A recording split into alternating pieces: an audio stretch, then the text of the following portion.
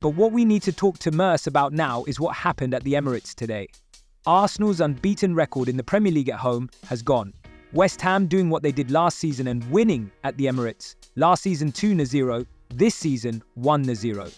Jareth Bowen with his 50th Premier League goal for the Hammers this afternoon. And only 2 shots on target from Arsenal in that game, the fewest they've had in the Premier League at home so far this season. We wondered about those injuries, the key injuries to the likes of Havertz as well, whether they had found a new striker last week against Leicester City. I think we found out the answer this afternoon. Yeah, I mean, they were fortunate last week, let's be honest. It was 0-0. They made Leicester look half decent last week, and Mourinho comes on and scores 2 very good goals. Hard position to play centre forward. There's not a lot of top centre forward around. It's a difficult position to play and to just throw people up there and expect they're going to do the magic, especially when they've never played there. For me, it's mind-blowing, really. Absolutely mind-blowing. He looked like a fish up a tree, if I'm being honest. I don't mean disrespect to him. He's a holding midfield player. It's like me going and playing at centre-half. I mean, you just don't do that. It's like Clinton going and playing right-back. You know what I mean? You just can't do that. So, yeah, I worry for Arsenal now. I worry for them now. Listen, for you said it. You talk about Liverpool booking team buses and all that for the opening top parade. You think the title race is over. You worry about them beyond that. 1,000,000%. 1,000,000%. There's no way Arsenal can catch Liverpool. They've got no forwards. They've got a young 17-year-old who's going to have a bright future. Amazing player. How did Nwani look today? No, he struggled, but he's 17 years of age. He's going to be like that for the fun. You can't ask a 17-year-old to be the answer, can you? Yeah, he's been like that all the time, but he will be going like that. And when it gets like that, it's hard for a 17-year-old to come back. So that's hard. Trossard is a bit part player in my opinion. I think if everybody's fit, he's one of them you want to come on with 30 minutes to go if you need him. I think he's that kind of player, but he's got to play every game now. And then they've got no centre forward. There's absolutely no chance.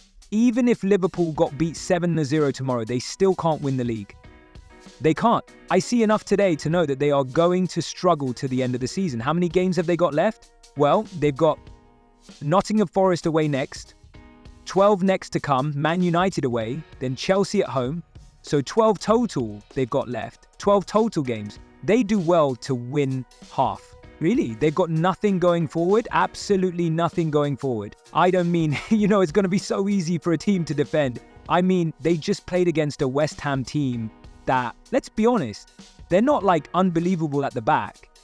It's not like we're sitting there and we're going, oh, it's Van Dijk and who else, at the back. They're just a solid outfit. They were comfortable. What's the name? Areola? Areola made one save with his feet that I would have saved. I mean, this is Arsenal at home, who haven't lost a game at home this season. They haven't got any forwards. They've got absolutely no chance. All of a sudden now, the PSV game has become a heads or tails game. Heads or tails game when, let's be honest, if Martinelli, Saka and Havertz were fit, you're looking at that game and going, well, that's a shoo-in. They're through to the quarter-final. Now, honestly, I don't see it now. Who have they got next? Forest? They have. They won't beat Forest. If they only win in 6 out of 12 games, they won't finish second. Yeah, I don't know if they will finish second. I think they've just got to come in the top 4. I mean, at the end of the day, they've got to get... So for you, the season's objectives have changed that dramatically with the injuries, the players they're missing. It's now about just making sure they finish in the top 4 title race. Simon, what I've seen in the last 2 weeks, completely and utterly gone. They've played West Ham, who are about 6th spot, and they got destroyed by Brentford last week. And then they played Leicester, I mean, I don't want to be horrible here, but we'd probably get a team together here and give them a game. You know what I mean? And keep it tight for an hour or so. Do you know what I mean? And then they'd end up destroying us. But it's not like they've just played like Liverpool. Like, who else? I'm thinking of the top teams now. Have you seen some of the players in here, Merce? I mean, there's a big claim that we give them a game right now. I mean, they're bad, but they're not that bad. Not Arsenal, I'm talking about. They made Leicester look very comfortable. And Leicester can't win a game, can't score a goal. I've seen enough over the last 2 games that they haven't made any chances.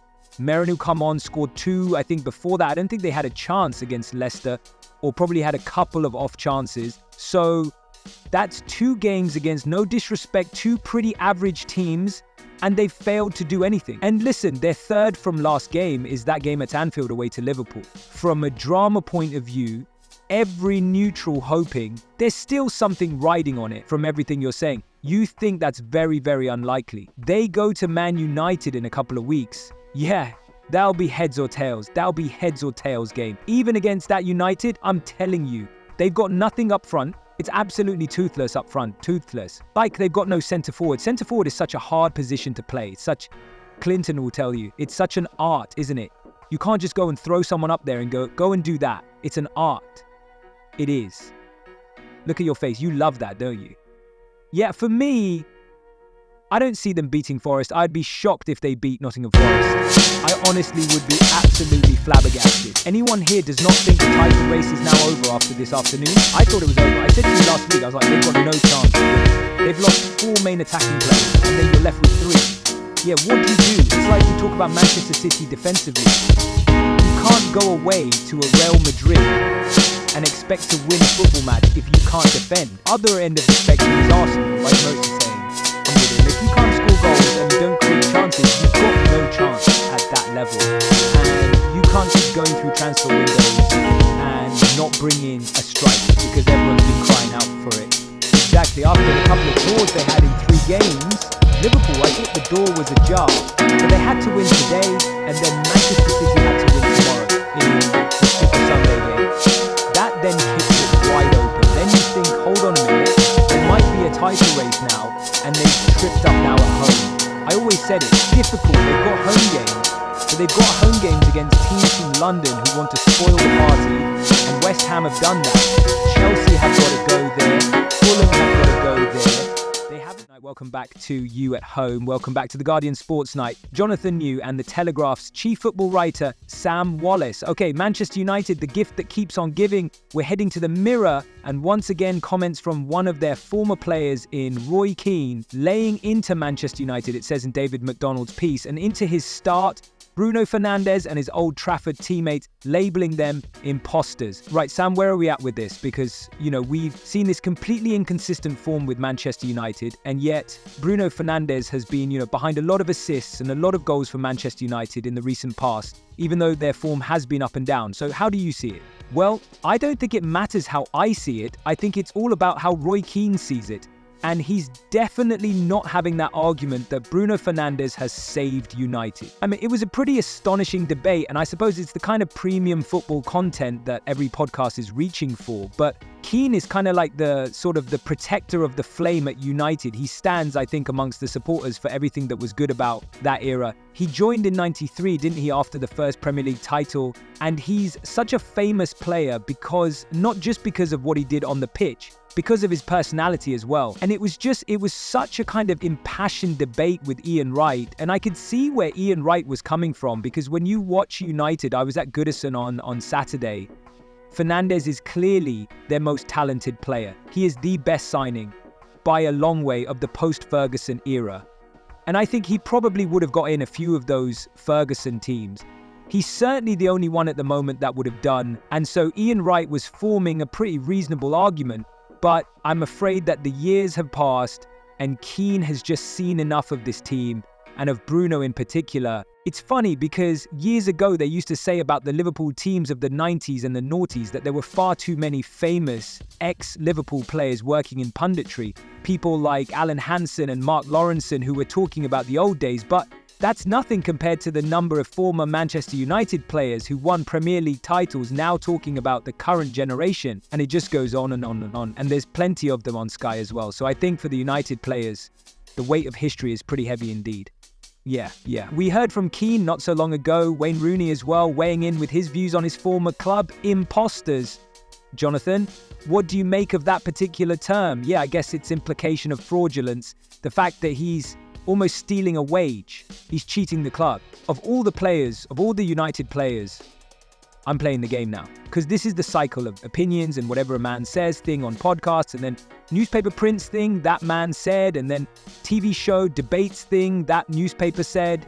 But of all the players at United to pick on, somebody like Bruno Fernandes, who has, I think, carried this club at times, certainly carried certain of his teammates when things have been really down in the doldrums for them, who has adapted, who has shifted, who has adapted his game to a litany of new coaches coming through, like a revolving door. And yeah, I think this is the part of the job that certainly Amorim underestimated. I think a lot of United managers do when they come in. The fact that in my email inbox, usually it's more the spammy inbox these days, it's like some email from a betting website. Luis Saha says this, Philip Morin has some opinion about Diogo Dalot, David Bellion thinks that the current team wouldn't play with his kids' team today. Just this constant economy of opinions and opinions and opinions on Manchester United, which then have to be dissected like they're serious opinions. They are worthy of our time. Sorry, I've taken up about 2 minutes of your time with all this, but it's a game that we all play, right? But I don't. Does it help Manchester United win football matches? I don't think so. That's the point of the entire ramble there. So if you'd like to comment on social media about what Jonathan New has said, about what a newspaper has said, about what's said on the podcast, please feel free to, and continue the cycle. Joaquin yesterday was particularly forceful about Bruno Fernandes in the way that he tends to be. What is your assessment of Bruno as your captain and the impact he's having on your team at the moment? Yeah, I heard about that. I have a different opinion. Bruno is really important for us in the club, special for me. He's playing well in the difficult context. He wants always the responsibility. I know that sometimes as a captain, he does things like with his arms, and sometimes you see it in the criticizing the teammate. I think most of all, it's a lot of frustration for this year and the last year and the others. He wants to win, and sometimes it's really hard to deal with that frustration. But like I said, everybody has an opinion. Joachim has big standards from him in time, and it's normal to have an opinion. I have an opposite opinion, and I think it's more important, my opinion, than Joachim because I'm the coach. Liverpool can clinch the title is the first week of April in their game against Fulham. That is if, though, they win their next 3 matches and Arsenal lose their next 4, so I'm not quite sure that's going to happen. No, me neither. But if they maintain that 13-point lead that they've currently got, then Liverpool could win it against Tottenham Hotspur later that month. Yeah, failing that, the crowning date could be May 3rd at Chelsea. That's if Arsenal win their game in hand, and of course they need to match Liverpool's results as well. I don't know if Liv gave it away, she supports Chelsea. Now, there's also a scenario where Liverpool could actually win the league against Arsenal. Imagine that. Now, if they're leading by 9 points or less heading into that game on the 10th of May, then they could seal the title at home against their closest title rivals. That would sting Arsenal even more, wouldn't it? But I wonder if the Liverpool boss Arne Slot is now dreaming of lifting that trophy. I don't know, because I don't think that way. I think about Paris Saint-Germain already, and what you don't know. But what I do know, because I watched them against City, because we play City, and I'm impressed. You've got no one really putting pressure on you. I think it helps as well. Arsenal are not putting any pressure on Liverpool at the moment. They're not looking over their shoulder, just concentrating on their job. We talked about these last 3 games they would have, and everyone identified them as really tricky fixtures against Villa, City, and Newcastle. That would be the opportunity for them to drop points. Yeah, they drew against Villa, but they know there was an emphatic performance against Manchester City.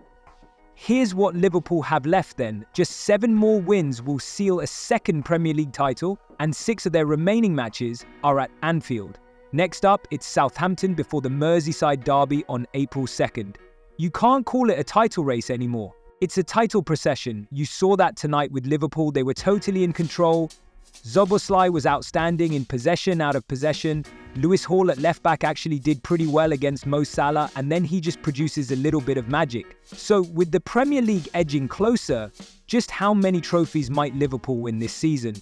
It won't be the FA Cup, that's for sure. No, it won't be. As well as the league, they of course face Paris Saint-Germain. Tough game in the Champions League, round of 16 next week, before the Carabao Cup final against Newcastle on March the 16th. Just options wherever you look, which must make Arsenal really wince because they haven't got them, especially in the attacking areas, and that's why they've fallen out of this title race. Liverpool just so impressive. They've kept their players fit, crucially, and I would expect them to win Premier League Player of the Year at the London Football Awards last night, but there were lots of big names there, former players as well. Yeah, ex-Arsenal goalkeeper David Seaman won the Premier League twice, he was there, and he says injuries have cost Mikel Arteta's side this season. To get over the line, you need a lot of luck, and we haven't had that this season at all, especially with the injuries that we've had to key players, to our major players. You take Salah out of the Liverpool team for a long time, they're going to struggle, and with the same with PKL, Martinelli's out, Jesus is out, we've had a lot of players with big injuries. And it's a shame, and Havertz as well, which happened just after the transfer deadline day, which you can't see, so then it makes it more obvious that people are like, yeah, we need a striker, told you we needed a striker, but, I'm sure that that's what the main target will be in the summer, and then we'll see what happens from there. I'm not hearing anybody sing yet, so don't ask me if it's over. It's nearly over, but not quite. Whilst being interviewed, Seaman overheard Jamie O'Hara name Peter Schmeichel as his favourite goalkeeper, and he let him know about that. George Graham was also in attendance and spoke about his former club Arsenal. He says there's still a slim chance that they could win the title. Now, in their last 2 Premier League matches, Arsenal have dropped 5 points, and Graham says the issue is obvious. As it stands in the Premier League, the 3 promoted teams from last season will be relegated back to the Championship. Former Watford striker Troy Deeney thinks he knows why. Doing straight away, this is not to highlight individuals. We look at someone like Russell Martin, that what he did in the Championship only got them through the playoffs. He didn't get them off automatic by 15 points. You go into the Premier League and try to do the same thing with, really poor squads. So I just think you have to be able to change and adapt, survive. And once you survive, you can add quality. And these guys now are coming up, trying to play the same football that people have been news. It concerns Liverpool, and we have a statement in from the FA. It reads like this. An independent regulatory commission has sanctioned Everton-Liverpool onslaught and Sipke Holshoff in relation to the Premier League fixture between the clubs on the 12th of February. It was alleged that both clubs failed to ensure their players and/or technical area occupants did not behave in an improper and/or provocative way following the final whistle. Everton and Liverpool omitted the charges. Regulatory Commission imposed £65,000 and £50,000 fines on them respectively following a hearing. It was alleged that the Liverpool head coach acted in an improper manner and/or used insulting and/or abusive words and/or behaviour towards the match referee and an assistant referee after the match had finished. Arne Slot omitted the charge, and the Regulatory Commission imposed a 2-match touchline suspension and £70,000 fine. It was alleged that the Liverpool assistant head coach acted in an improper manner and/or used insulting and/or abusive words and/or behaviour towards a match official, which led to his dismissal. It was further alleged that he acted in an improper manner and/or used insulting and/or abusive words and/or behaviour towards a match official after being sent off. Holshoff omitted the charge. The Regulatory Commission imposed a 2-match touchline suspension and £7,000 fine. So that's the latest from them. We will try to find out when that touchline ban, particularly for Aaron Slot, comes in relation to tonight's game and League Cup final, just a couple of weeks away as well. So we will endeavour to find out when that sanction comes in and which 2 games he will miss.